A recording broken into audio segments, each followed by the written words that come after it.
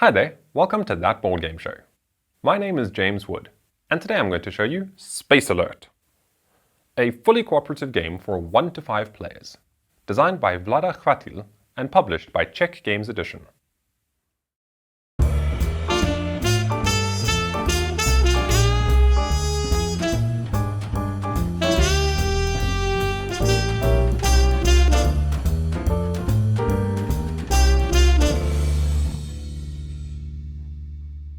In Space Alert, the players take on the role of a fledgling crew of cadets, sent on a mission into deep space to scan the galaxy and bring back important data. Now, we're sent out on this mission in a Sitting Duck class spaceship, and that name might give you a hint as to how well this mission is going to go. Things don't always go to plan when you're in space, and specifically so when you are panicking and you don't really know what to do. This is simulated in this game by giving the players a 10-minute timer in which you are going to take cards and you're going to program them into these slots over here. Each player will be given a different board, and these are going to trigger the different actions that you're going to perform. Now today I'm showing you a solo game which plays out quite differently, but it's going to demonstrate the gameplay pretty well to what you would experience in a multiplayer game. The main difference in a solo game is that as a solo player, I am controlling all 4 of the crew members. There are components and special rules for playing with 5 players. I've left all of that in the box for today. I'm just going to demonstrate a 4-player /solo game. So apart from controlling all the players myself, I also have access to all of the cards. So what I've done is I've taken all the cards, and they're just off screen here. I've piled them into their different types. So you see we've got this A with a red arrow, A with a up and down, we've got this B with a red arrow, etc. And you can see there's a pile of each of these. So I've just organized these cards a little bit off screen, because when you're playing solo and you've got 10 minutes to do everything, you don't really have time to be rifling through a deck of cards trying to find the thing you need to program. Now, in a multiplayer game, things are quite different. All of the cards are shuffled up, and you are dealt face down a number of cards into each of these 3 sections of your board. You'll see here we've got 1 through 3, 4 through 7, and then 8 through 12.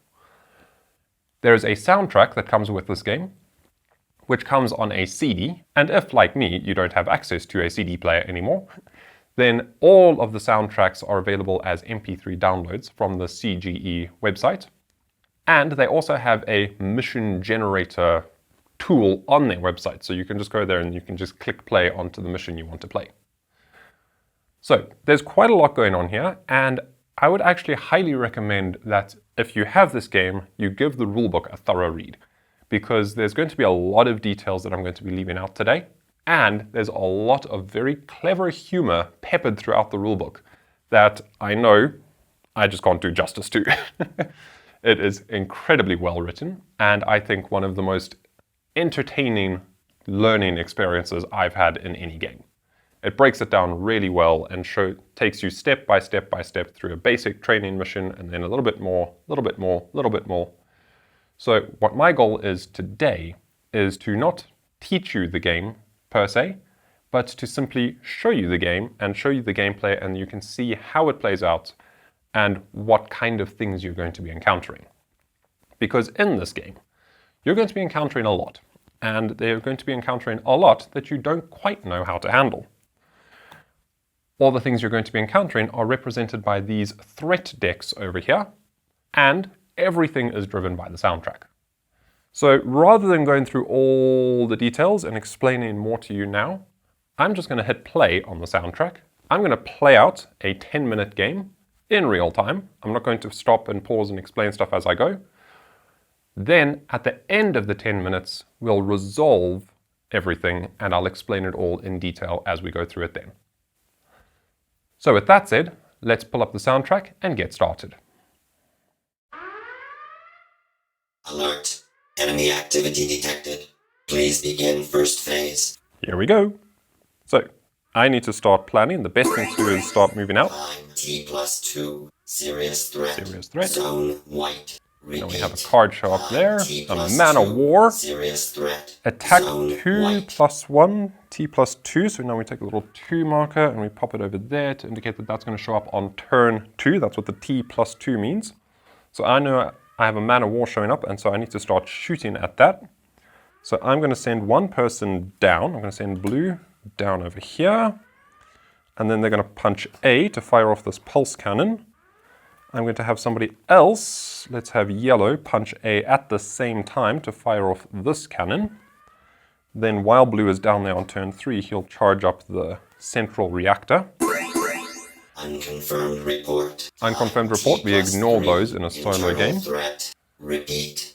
So those are additional threats that scale up the difficulty of the game. Internal Okay, so this is going to show up and it's going to slowly move down toward us. It has a shield of 2, so I need to hit it a good few times. So what I could actually do is, yes, at the same time, I'll have yellow punch the cannon again on that turn. And then, let's see, we've spent one of those. So I'm going to just resolve all of these things as I go. That would charge up to 5, and then he would fire off because we'll resolve these top to bottom. Now, I need to get the other people spread out a little bit.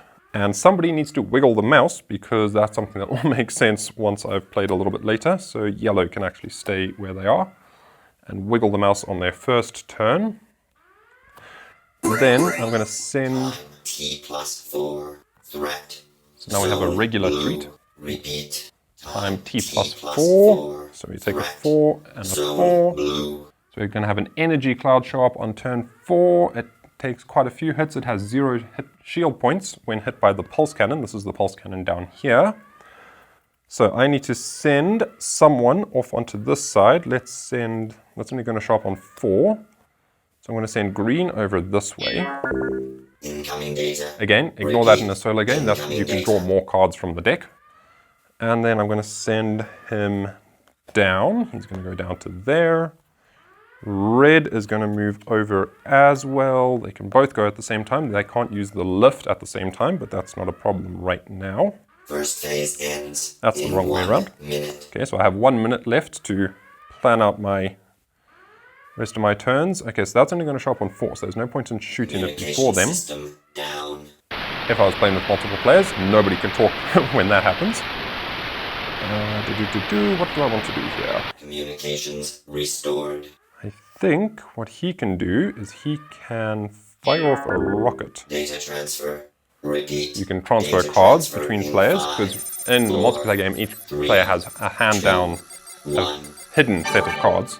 Data transfer. So let's see. I'm going to try coordinate this so that they all fire on this at the same time and try to take it down. So red is not doing much good. Red will charge up the shields just to play it safe. And red will play a C card here and activate that. So they're going to charge up the shields. Okay, that's going to come from here. Begin second phase. Okay, so now I can start playing cards in this section. Incoming data. So now we know we want to fire on this thing. And it moves 2, so it'll show up and then move 2 spaces. So that's only after. T plus 5. Internal threat. Okay, internal threat, that's what this tracker down here is for. Internal threat. Internal threats come from this green deck. So we're going to have some skirmishes. Skirmishes, we find a little token. So the skirmishes are going to show up. It shows us here. They show up in this room. Well, that's good. And they're going to show up on turn 5. So let's see if we can blast this to pieces. Data transfer. Guess we want blue to fire on turn... No, not on turn 4. We want blue to fire... I'll have 4. Data transfer. Okay, so if red fires on there, they'll fire the cannon. Green can fire on turn 4 and fire that cannon. That'll be a total of 6 on that with 3 defense. So that will weaken it. 6 minus 3 is 3 damage. So if they just do that again... Threat. Zone blue. Ooh, normal threat. Time T plus 6. Ooh, we got a lot coming in blue. Zone blue. Okay, so these guys can just hang out on this side. So, let me see. Okay, so they have fired on this twice, so I think that's dealt with by turn 5. Then on turn 6, they can do that again. So let's have them both down. fire on turn 6 again. So that's going to do that. Then on turn 7, I think I'm going to have green. Let's have blue charge up the central core. Restored. Actually, no, we don't want them to charge up the central core again just yet. So let's rather postpone that. We'll shoot at that on... Actually, we only need to hit that twice with A. Time T+7. Or if we hit that once, like Serious that, boom. Threat. Zone red. Repeat. Serious threat, that's Time this deck. T+7. Serious threat. Serious Zone threat. We've got a red. maelstrom coming in on this side of the board. Okay, that's not good. Okay, so that's going to do a lot of damage. So we need to try and take that out if we can. I don't know if I've dealt with that Man of War. I don't think I have. Let's see. I've only fired on it twice.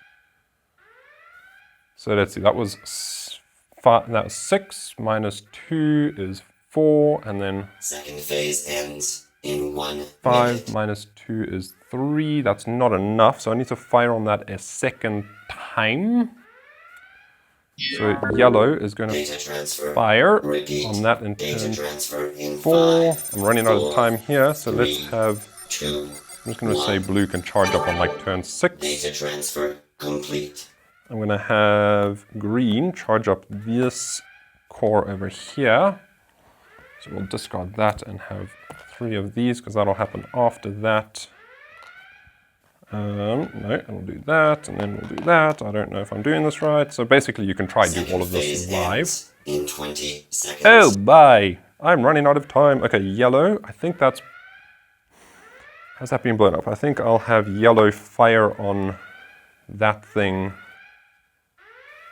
Let's actually have yellow and blue fire on that at the same time. 4, Then yellow's going to fire on that and move to red. 1. Okay, Second phase has ended. so now I can't do anything over here Begin anymore. Third phase. Now we can only program these plans. So turn 7, this is going to show up. I'm hoping I've dealt with both of these by now. So what I'm going to do, I haven't done anything about this. Okay, that showed up on turn 5 and it's in red. So red should have done something about that, but they didn't. Communication system down. They only need 1 hit. So red is going to... Okay, let's see, that shows up on turn 5. It moves... Shows up on 5. Moves 1, 2, 3. 1, 2, 3. Communications restored. Then 1, 2, 3 on 6. Then 1, 2, 3 on 7. Okay, so it's going to be here on turn 7. Data transfer. So I need to send... Data transfer in 5. I need to send 4, red down to here. Can red get 2, there? 1. Nope. Data So transfer red is going to complete. move toward red with these. So these are going to be down here by turn 7. Then red needs to move down, and then red needs to fire on the skirmishers, hopefully taking care of them before they've done any damage. Then on Operation turn... ends in 1 Okay, blue is going to fire on turn 8. 7, no, it won't be there yet. So blue is going to fire on turn 10. Yellow is going to fire on turn 8 and 9. Firing that. He's going to fire that. What is green doing? Green isn't doing much. System down. Green is going to press button C on turn 8 and fire a rocket. And then on turn 9 they'll fire another rocket, because why not? Because these rockets basically hit anything out there. Ends in 20 seconds. Ooh, I'm not doing much at all. So green is just going to fire off the last rocket as well.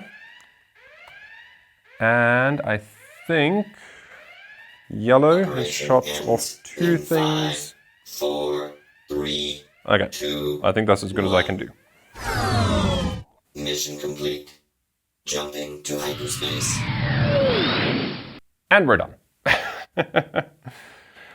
Okay, so without explaining the rules, all of that probably made no sense. So if you've just jumped to this point, then welcome back. I'll explain how all of this is actually now resolved and then you'll see in action what happened with all of that planning. So basically, when you have the soundtrack running, you are planning what you're going to do. And if you're playing multiplayer, each player would have a face-down deck of cards. I forget how many, I think it's 4 or 5 or something per section. So during phase 1, you can only plan cards into turns 1 to 3, and each player has their own deck of cards, which they can't show to the other players. You can only communicate. And as you program your cards, what you're supposed to do is you're supposed to program them face down. So nobody really knows what you're doing, but they have some sense because on the back of the card here, it shows either an action or a movement. So depending on which way around the card is, gives the other players at the table a hint as to what you're thinking of doing. And of course, what you say can also help. So now what we're going to do is we are going to reset the board, and then I'll resolve these actions left to right and top to bottom. So again, if you're playing multiplayer, each player is given a specific job, a specific title. So you have like the communications officer, the captain, the logistics person, and I've just realized I've made some serious mistakes. Oh dear. You will see what I mean momentarily. But I've just realized I made a whoopsie. Oh dear. Well, that will be resolved shortly. So each player has a specific role, and each role has specific jobs. So one person's job is to deal with all of the external threats, these purple cards that show up and come in here. And basically what's happening here is this is a sitting duck ship, and it's sent out to scan the galaxy. That's all. It just sits there and scans the galaxy. But whatever part of the galaxy it plops into has all kinds of threats and things flying at it, which are going to cause all kinds of trouble. And all we can do is run around and push these big fat buttons. That's what these cards represent. Without going any further, let me resolve everything and you'll see it in action. So once you've finished the planning phase with the soundtrack running, you will reset the board. So we'll put 2 energy cubes back down here. We start with 3 in the center. So these green cubes are our energy. Each shield starts powered up with 1 energy. We start with 2 energy in each of our side reactors. These battlebots start off deactivated over there. Everyone starts up on the bridge. We don't have those on the board just yet. We'll put our energy cylinders. So these are the energy cylinders we can use to recharge the central reactor. Put the rockets back over there. Now we will resolve everything in order. So if you were playing multiplayer, everyone would have their cards face down and you would flip them up in clockwise order around the table, starting with whoever has the captain role. And in this case, I'm just going to resolve them top to bottom. So we have this handy turn tracker here. That's what this has been sitting here for. And we move this little cylinder over to each space and resolve each step in order. So this symbol here means to reveal any threats. Any threats on turn 1 pop up into existence. We have no threats on turn 1. Our first one is on turn 2. Now we resolve actions for the first turn. So everyone's first column. So blue will move down the gravolift. Ding. And I will flip these cards over as I resolve them, so I remember who's done what. Yellow will wiggle the mouse at this computer console over here because, again, referencing that very humorously written rulebook, there is a computer system here that keeps all the systems and operations on the ship running nice and smoothly. But apparently they put a very overpowered screensaver on it. So if it sits idle for too long, the screensaver basically sucks all the power and the ship doesn't work very well. So somebody has to stay at the bridge and wiggle the mouse from time to time to wake up the computer and keep it from going to sleep. So yellow has done the mouse wiggling. So we take one of these little clear cubes and we plop it over here to indicate that the mouse has been wiggled. And then that was their turn, and you'll see how I'm flipping the cards over like so, because if you had programmed them face down like so, when you go to flip them over, make sure you flip them that way so that the action you've actually programmed is the one you do and not pushing a button instead of moving. Then green will move towards blue and red will move towards blue. And moving that way, not a problem. They can both run through the door over here. If they had both tried to use the lift at the same time, these lifts are very tiny and they only accommodate one person at a time. So if they'd both tried to go down the lift at the same time, the first player would get to do it. So for instance, if green had also tried to go down this way on the same turn as blue, then blue would have gone down first and green would have had all of their subsequent turns delayed because they would go to the lift and it would be occupied, so they'd have to wait for it to come back up and go down. So all of their subsequent turns would be one turn delayed. And that is the end of our actions for round one. We now fire off any cannons that were charged up for round one. I didn't fire any cannons because there was nothing to shoot at. We move this over here. Threats would move down. There are no threats yet, so we proceed to turn two. Turn two, threats appear. So this man of war shows up in this central column, zone white they call it. Then we resolve turn two actions. So blue will fire the pulse cannon, and you'll see this little symbol here shows the range of the pulse cannon. The pulse cannon shoots every sector within a range of 2, and the range is determined with these bars. So we can see here this is range 1, range 2, and then this is range 3 up here.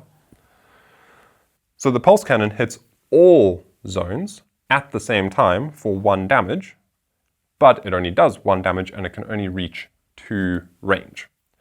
This big cannon over here, which yellow is about to fire off, so they press the big A button, bonk, and fire off the big cannon, which hits for 5, and it has a range of 3. And when you fire off multiple cannons at the same time, you tally up their total hit points. Then green is going to run down a level, hop in the gravel lift and slide down to there. And red is going to stay right where they are because there's nothing to shoot here yet, but we have something coming. And so pressing C in this room wakes up the battlebots, and then the battlebots are what we need to deal with any internal threats. Because as fledgling space cadets, we don't really know what we're doing, and we don't have the skills or the combat training necessary to deal with anything that gets on the ship. So that's what these little battlebots are programmed to do. All we have to do is push the button to wake them up, and then they dutifully follow us around. That is all the actions for turn 2. Now we resolve the cannons that fire off for turn 2. So we fire off pulse cannon and big cannon, so that is 5, 6 energy. Shoots the man of war. The man of war has a defense of 2, and it has this little plus symbol here, +2. That indicates what's coming. So this will move 1 step at a time, and it has a defense of 2, but then as it hits these letters, it triggers off its abilities. So as soon as it hits this X, it'll attack for 2 and gain 1 speed. So it moves faster and faster and faster as it gets closer. If there was a Y, like we have Y over here, on this track, then when it hits the Y, it would gain 1 additional shield point. Hopefully it's going to be blown to smithereens before it gets that close. 6 minus 2 is 4 damage on the man of war. So we take 4 red cubies and we slap them on there. I'll just put that up there and leave that like so. Boom. Okay, and we remove these energy cubes to show they've been used. Then we move this over. That's all the cannons. All threats that are on tracks move down according to their speed. So this man of war moves 1 click closer. Now we see over here, this is where we check if the mouse was wiggled, if the computer system is online and working properly. It is, thank goodness. It won't be later because I clean forgot about that after turn 1. So you will see very shortly what happens when you don't wiggle the mouse. But before that, we go to turn 3 and we see if anything showed up on turn 3. We do not have anything on turn 3. Our next one is on turn 4. So now we resolve our turn 3 actions. Blue goes first and charges up the central reactor. They take one of these big energy cells, pull it out the storage bay, and thunk it into the central reactor. Bonk! There we go, and that charges it up to 5. Whoopsie. Which is a shame that I couldn't resolve them the other way around, because it would have been nice for red, what am I saying, red? Yellow, who's about to fire off this big cannon. It would be nice if that had happened first, because then that would have been charged up to full. As it is, we only gained 4 energy instead of 5. Then green will charge up this reactor. So that charges up to full. It hasn't been used yet, so it starts with 2. We just pull 1 over from the central reactor. And red will charge up the shields. So that's going to protect us. We'll follow the green lines. This goes up here, whoop, and fill that up to 2. So those will protect us if any of these ships get through and take us down. Although I do see we have a maelstrom coming that drains all energy from all shields. So we can only hope that I have dealt with that, but we shall see. I've been doing lots of cannon firing and not much else. So presumably I've taken care of everything. Now we resolve the cannons that were fired. We only fired this big central cannon for 5 hit points against the man of war with a defense of 2, so that is 3 damage. 1, 2, 3. It is almost taken out. It is down to 7 of its 9 hit points. Threats advance and rockets advance. You saw earlier I fired off some of these rockets, so when the threats move, so do the rockets. For now though, we only have this one threat to move, and it's still only moving 1. Now we go to turn 4. The energy cloud appears. The energy cloud has 0 shield points on turns when hit by the pulse cannon. So if you can coordinate hitting it with the pulse cannon and a couple others, then chances are you can take it down pretty quick because you can ignore those 3 shield points. And when it gets to X, it drains all energy. Oh dear. Then it attacks one on other 2 zones. So usually when these things attack, you'll take these little damage markers and hit the ship. In this case, it attacks the other zones, not the one that it's actually in. But hopefully I will blow it out of existence before that happens, because turn 4 actions trigger. I will now fire the pulse cannon, which sadly won't hit the energy cloud because it's just out of range. You can see it's up here in this 3rd sector. So the pulse cannon will currently only hit the man of war. Then yellow is going to fire off the big cannon, so I think that man of war is doomed. Green will fire off this cannon, and you see these little side cannons have only got 2 hit points, but they've got their own private little infinite energy supply here, so they don't draw power from the central reactor. So they can fire off every single turn without having to worry about power and energy and recharging. But they're not very strong. So they only work very well if you coordinate them, like I've done here, with red pressing the big A button up top and firing off that cannon. And so those are going to fire off together, giving us a total of 7 actually, but this will not reach, sadly. Now we fire off all those cannons. So central cannon is 5 plus 1 is 6. On the man of war, 6 minus 2 is 4. The man of war is blown to smithereens. Kaboom! So now what would happen if I was playing with multiple players? We remove these, and this card would be handed to, I believe, the communications officer. I can't remember what all the different titles are, because I've only played this game a handful of times with more than 2 players. I've primarily played it solo and 2-player, which is not the ideal player count. This game really shines when you've got 4 or 5 people at the table, because the chaos that can ensue is a lot more hysterical when there's a lot of people shouting at each other.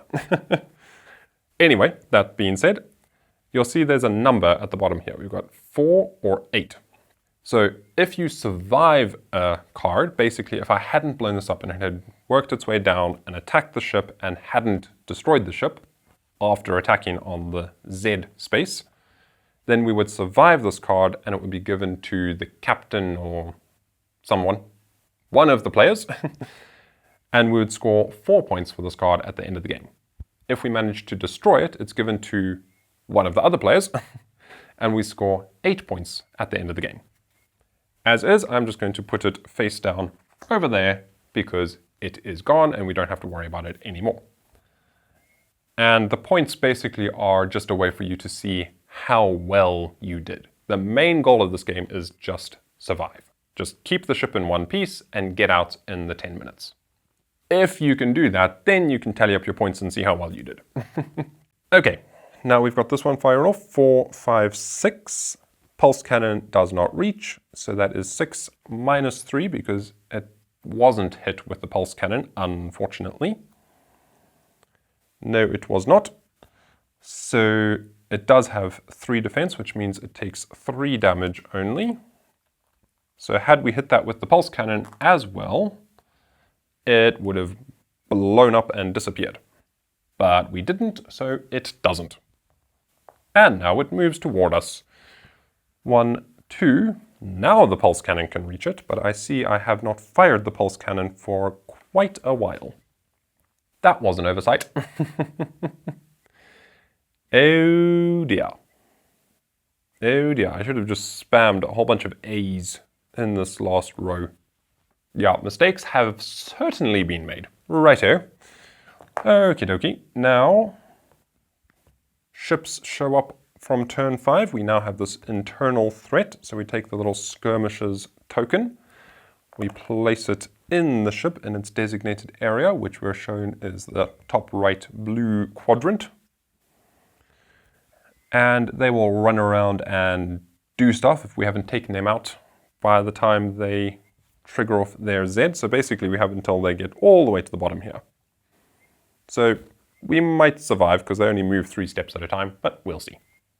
Now we resolve 5 actions. Blue did nothing, not quite sure why. Yellow moves over this way. Green fires off the big cannon. That was from the previous turn. And red, well, other way around, but anyway. Green fires off the little cannon, red fires off the big cannon. So that energy cloud is about to be evaporated. And now we resolve the cannons. So, big cannon, little cannon, that is a total of 6, minus 3 is 3. That is 6 total. 6 is more than 5. The energy cloud is blown away. Shoot, shoot, go away, energy cloud. We don't want you here. No more energy for you. Goodbye. And that would give us 4 points. You see, it's not quite as a severe threat as that man of war was. Then threats move. So the skirmishers move 3 spaces down their trajectory track. 1, 2, 3. And now we check if somebody wiggled the mouse. And yellow was shirking their duties. They forgot all about the computer. They heard an alert saying that there was a big maelstrom coming and they panicked and just ran over this way. And as such, everyone's next action is delayed by 1 step. So blue, because we're going to be resolving 6 next, so 6 moves to 7. Yellow is fine, they don't have anything programmed in 6 or 7. Green moves from 6 to 7. So we were going to fire on this thing the second it showed up. We're not anymore. And you'll see here that red needs to move from 6 to 7. But there's a card there.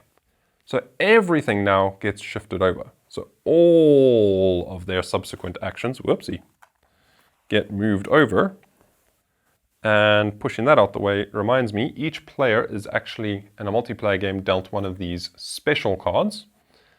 And you do the same in a solo game. So basically this card is dealt to blue and can only be used for blue.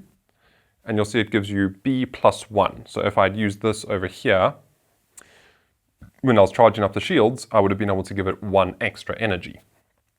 Or you can use it to teleport yourself to any location.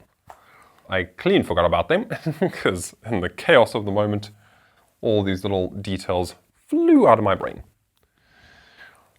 Oh dear. Okay, so everyone's delayed, which means turn 6, the plasmatic fighter shows up. Pew, pew, pew. And nobody does anything, because basically what happened is the screensaver triggered on that jolly computer, which sucked all the power that was needed, and every time somebody went to push a button, nothing happened. Just click, beep, nothing happened. So nothing is going to happen on turn 6. This is not good, because I was going to blast that to smithereens. Oh well. I'm not going to blast that to smithereens. Boop. No cannons were fired. We can discard that because that was fired off. That goes back down there. Yes. Threats move, and now when there's multiple threats, I always just move them lowest number to highest. I don't know if that's the actual written rule, but that's how I do it. So skirmishers move 1, 2, 3. When they hit the X on their track, they move left, so they run into the bridge. And then the next thing they're going to do is change decks. They're going to move down here and then deal 3 damage. So they are running in to attack our central energy core. Then, I did not move 6. 6 moves 1, 2, 3. This plasmatic fighter is getting perilously close. Oh dear. Okay, now we resolve turn 7 threats appear. So this Maelstrom shows up. That's the thing that yellow was panicking about. And now turn 7 actions happen, and now everything's been shuffled around, so goodness knows what's going to happen next. Blue is going to recharge the central reactor. So they plug another one of these energy cores in. And again, they are doing this suboptimally because there was already one there, and it always just charges up to full. Yellow does nothing because they're just prepping for that thing to come. Green presses the big red, pink A button, and it goes click because there is no energy in this reactor. Oh dear. So one big audible clunk and nothing happens. Then they fire off their cannon, pew, pew, pew, pew, which is going to shoot at the plasmatic fighter for 2 damage, and it has 2 shields, so it does nothing. So we'll resolve that nothing. And now this is where the game really starts to devolve into madness. Now, I had perfect information here. I had access to all the cards. I had access to all the androids to tell all of them what to do. And that time pressure of that countdown and all the little distractions and things popping up and telling you do this, do that, do the other, just makes what would otherwise be quite a simple thing. You know, if you knew what was coming when, you could very easily just potter around and plan, but no. That's not how space exploration works. It is chaos and terror. So this fires off, pew, and it goes blink off the plasmatic fighter shield, so nothing doing there. Fortunately, it wasn't a waste of energy, because that has its own little infinite supply. Threats advance. Number 5 goes 1, 2, 3. So they just crossed Y. They will change decks. They are now in the danger zone. And remember, players by themselves can do nothing against internal threats. They have to have the battlebots with them. And that is what Red was going to do, is shoot over here and deal with these, but I think they might have blown up the central reactor before we get there. We shall see. Turn 8, threats appear. We don't have any more threats. 7 was the last one. Whoops. I am forgetting steps. So 6 is supposed to move 3 spaces. 1, 2, 3. They just crossed X, so they will attack 1. And let's see, it has a special asterisk over here. Unless shields absorb at least 1 point of damage from the attack, all players in that zone are knocked out. Oh my! That's rather brutal. Ah. So yeah, one important thing, and this is why it's typically in a multiplayer game, one person's job to deal out these cards and one person's job to deal out these cards. Because when that card is drawn, they're supposed to read the special text and let everyone know what's coming. I did not do that. Okay, fortunately they only attack for 1, and that is absorbed by the shields. Thank goodness. Okay, then 7 moves 2 steps, tick, tick. Oh my, this is getting scary. Okay, turn 8, actions are resolved. Blue does nothing. I don't know why blue does nothing. Blue should have fired a cannon, but blue was not thinking. Yellow fires a cannon. Pew! Because if blue had fired a cannon, then we would have ignored their shields, because that would have been... Oh wait, blue was thinking. The pulse cannon cannot reach the maelstrom yet. That's why I didn't do that. Okay. Green fires a rocket. And...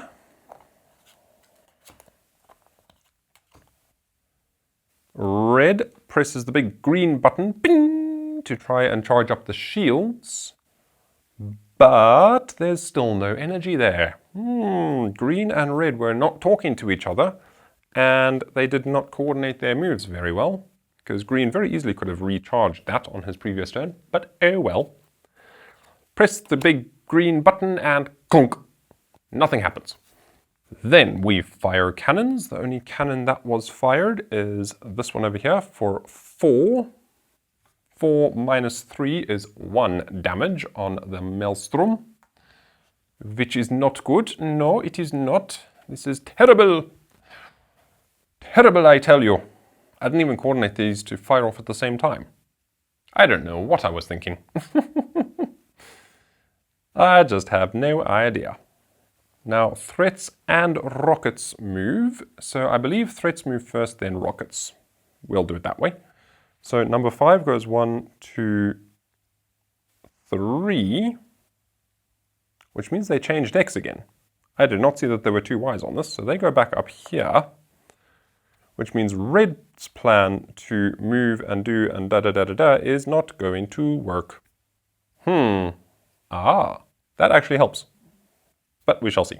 Okay, then this rocket moves.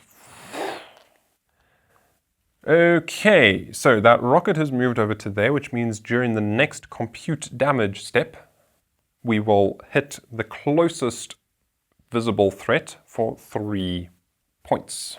So let's hope that's enough to do something. I moved 5. I need to move 6. 1, 2, 3. They attack for 1. Pew! Fortunately, that still gets absorbed by the shield.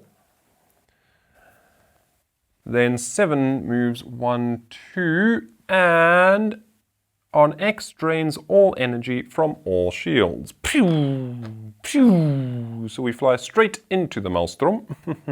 Well, good thing that that happened first, because at least we got defended 1 more time. Then, whoops, 9. 9, 9, 9. We will do nothing in blue.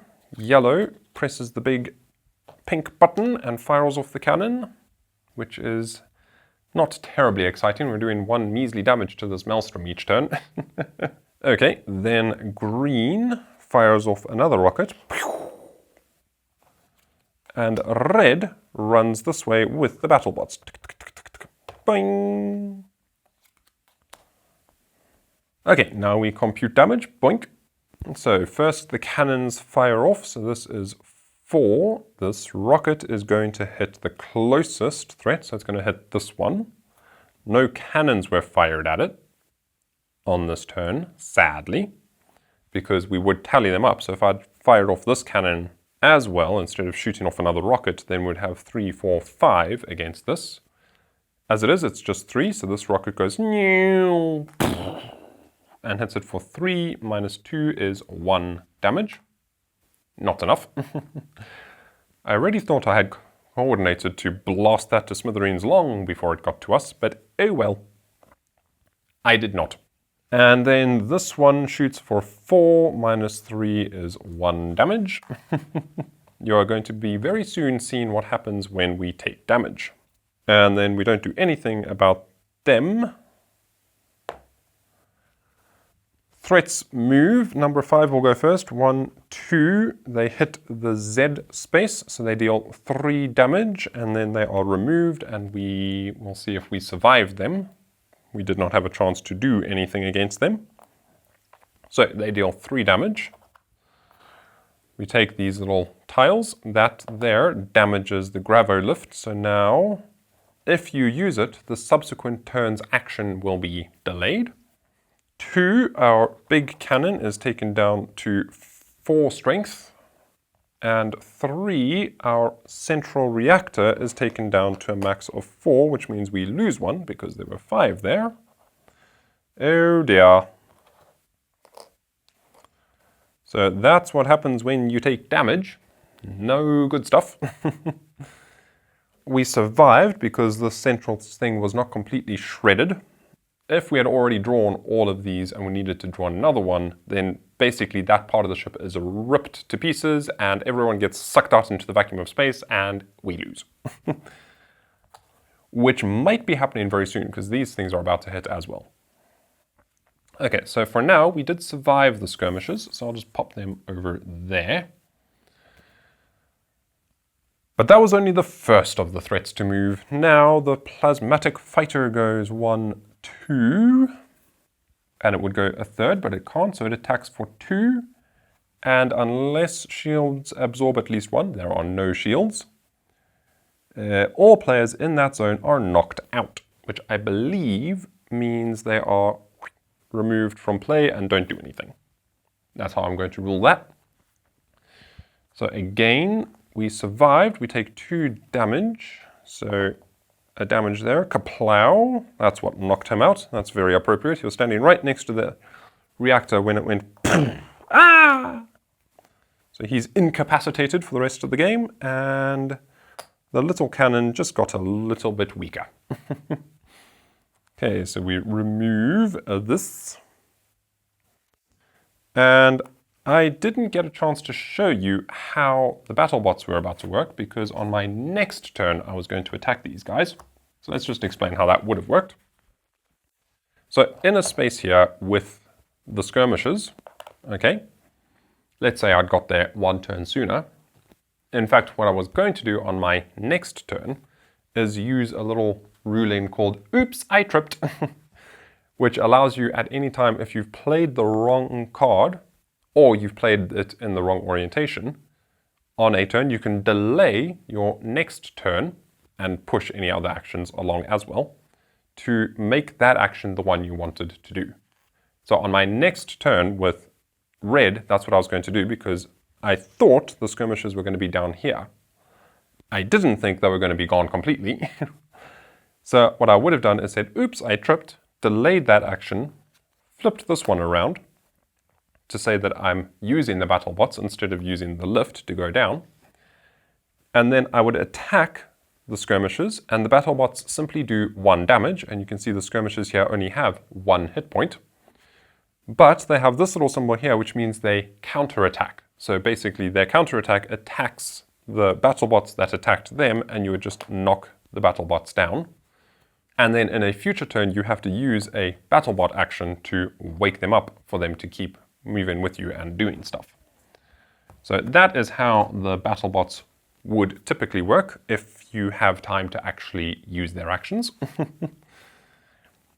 As it is though, I will leave red programmed as it was because there are no skirmishes to do anything about anyway.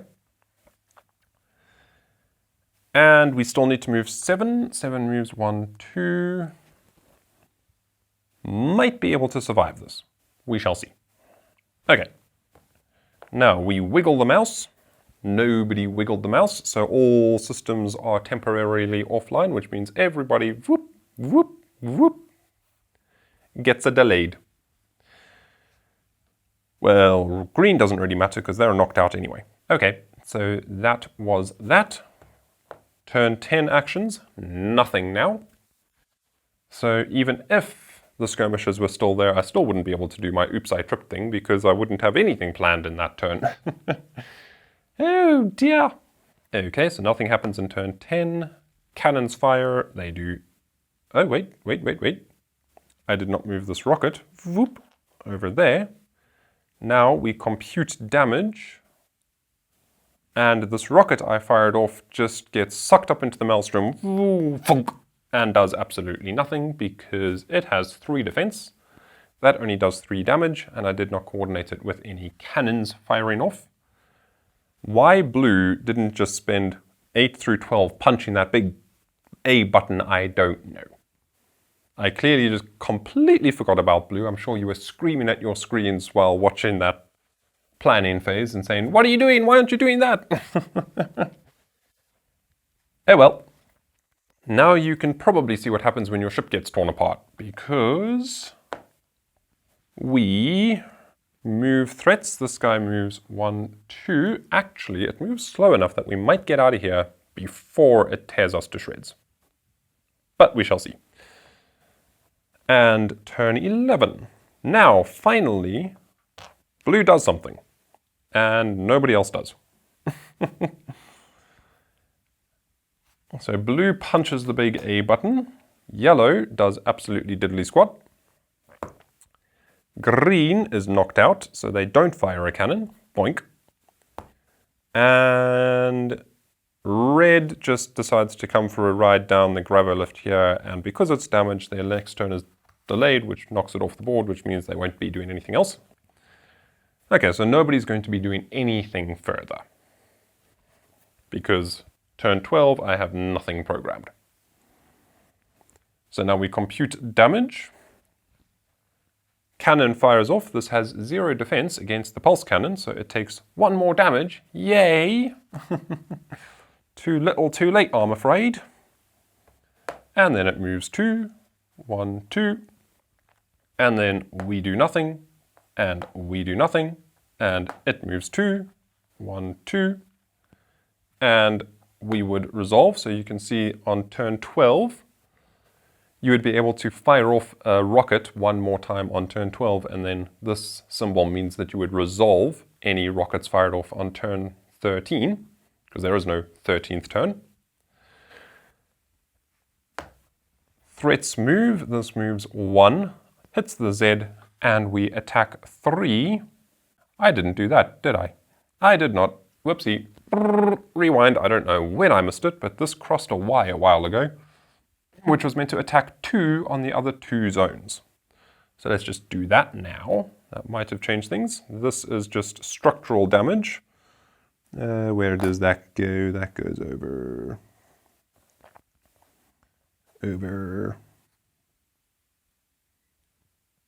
there, I think, something like that.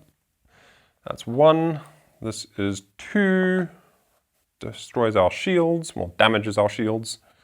This one was going to take structural damage over there, and the gravo lift is damaged. Now it hits the Z and attacks 3 on the other 2 zones. So we go 1, that is damaged, and then we have no more to draw from. So the center of the ship is ripped to shreds in the maelstrom. Everybody's sucked into the void of space, and we lose with 1 turn left. Oh dear. If I had coordinated my cannon firing a bit better, we probably could have taken out that maelstrom. Blue was rather useless in those last few rounds, and look at all that surplus energy in the central reactor. Oh well. There you have it, and that is typically how a game of Space Alert will go. It is not an easy one. It is quite a challenge. However, this was playing on just the standard difficulty, playing one of the normal missions with, what did we have? 1, 2, 3, 4, 5 threats total to deal with. So you can play the training missions, which kind of ease you into it. As I said earlier, that rulebook with the tutorial really takes your hand. Like the first mission, you ignore a whole bunch of stuff. You don't have the battlebots, you don't have the rockets, you have like 1 or 2 threats that you have to deal with. In fact, I think it's even stacked. You have very specific threats that you deal with that are easy to deal with in the first couple missions. And what else? Okay, there's quite a few things that I haven't touched on, so let's go over those real quick. One thing is, you'll see on this track over here, we've got some little numbers. These are ways that you can score bonus points if you've got somebody twiddling their thumbs and they're not sure what to do while they're waiting for the right time to do an action. If you are down in this area, we have two little windows that you can look out of. So if you're in this sector and you press button C, then you look out the window. You gaze out into space, take in some of the beauty or some of the terror, as the case may be, and you'll then take one of these little opaque cubes and place it on the first available number. And each person that does that, you can slowly build up points there. And again, that just counts towards your final score, which you only tally up if you survive. And what else? I do also have the expansion, which is New Frontiers here, which basically just introduces more threats. We have an entire massive deck of threat cards here. These are all the internal threats, external threats, serious threats. And you can see the ones that I dealt with all have white X's and exclamation points on them. Well, in the expansion, you have red threats added, which are basically massively terrifying and way harder to deal with. So it adds a lot more intricacy and complexity to the game with lots of additional threats that you can deal with. And it also adds something that I wanted to show you today, but it was just a bit too much for my solo brain to cope with. But that is these special double action cards. So you can choose to play with these or with these normal action cards. You pick which deck to play with at the start of the game. And basically, these are here to help you against those bigger, tougher threats. So you can see here, for instance, you can move to the left and press A. Or you can press A and B in a single turn. So if you were down here, you could charge up the reactor and then fire the cannon on a single turn. So basically that's what those do. They're all just doubles. And I think that pretty much wraps it up. We have a whole bunch of tokens down here. You're meant to use the green tokens for the internal threats, which I forgot to do. Again, those were added in the expansion because you can end up having multiple different threats on the same turn. So as you saw, all the numbers were different in this instance. But with the expansion missions, which comes with its own CD and its own soundtrack, they introduce the potential for external and internal threats to be triggering off on the same turn. So if you've got an external threat on T3 and an internal threat on T3, well, that's why you've got two different colors. Usually what I like to do is I just use the green ones for the internal threats and the yellow ones for the external. Especially useful in a multiplayer game because one person handles the external threats, one person handles the internal threats, and they can each have their own set of numbers. This yellow one here, that is specifically for threats introduced in the expansion, which cover all three sectors. So if, for instance, this Maelstrom told you that it covers all three areas, then it would show up in this one with 7, and you take one of these and put them in the other two, and they move along with the main one, but you only trigger off the letters for the main one. Basically, that just represents massive threats, huge, like planet-sized things that you can crash into or that can crash into you. And it just means that you can hit them at the same time with all cannons. And we also have these alpha, beta, gamma, delta, epsilon little symbols. These, again, are for the expansion. I don't think I've ever used those, actually, but they are part of the additional threats. There's something to do with tracking extra things with them, and I can't remember what exactly. I did read it up, but I don't remember the details. So, there you have it. I think that gives you a pretty good sense of the gameplay. Each time you play, you can play out a different mission. There are numerous. I think there's like 6 or 7 different standard missions in the base game. There's at least that many, maybe more in the expansion. And they just vary up the timing of when the threats show up, what kind of threats, how frequent, how many, etc. So there you have Space Alert. I do hope that gave you a good sense of the gameplay, and I might have doomed myself by wearing a red shirt today. For any Trekkies out there, you know what that means.